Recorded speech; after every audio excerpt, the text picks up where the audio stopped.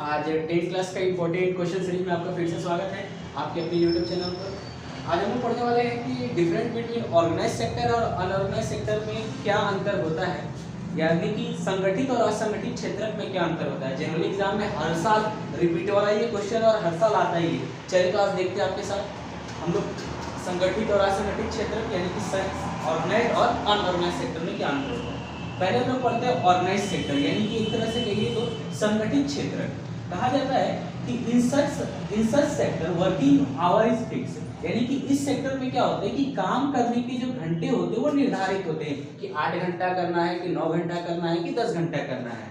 वहीं दूसरी ओर अगर देखें कि अनऑर्गेनाइज सेक्टर में, तो in such sector working hour is not fix, यानी कि कहने का मतलब होता है कि यहाँ पर जो है काम करने के घंटे फिक्स नहीं होते हैं। दूसरी बात, और हम लोग दूसरा पॉइंट आउट करते हैं कि in such sector medical and other benefits are provided to his employ, यानी कि इस तरह के क्षेत्र में अपने कर्मचारियों को चिकित्सा की सुविधाएं तथा अन्य सुविधाएं भी दी जाती है।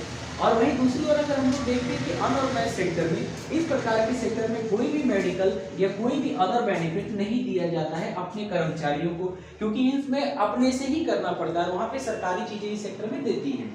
दूसरी बात, तीसरे पॉइंट्स को हम लोग देखते हैं। There is a security of employment, यानी कि जो काम करने की यानी कि रोजगार की जो सिक्योरिटी होती है ऑर्गेनाइज सेक्टर में होती है कि आपको सिक्योरिटी दिया जाता है, आपको जॉब से पहले नहीं हटाया जाएगा विदाउट रिटायरमेंट। उसके बाद यहाँ पर देखें तो नो सिक्योरिटी, अगर आपको देखा जाए तो यहाँ पर सिक्योरिटी नहीं मिलती, यानी कि रोजगार सुरक्षित नहीं होता है।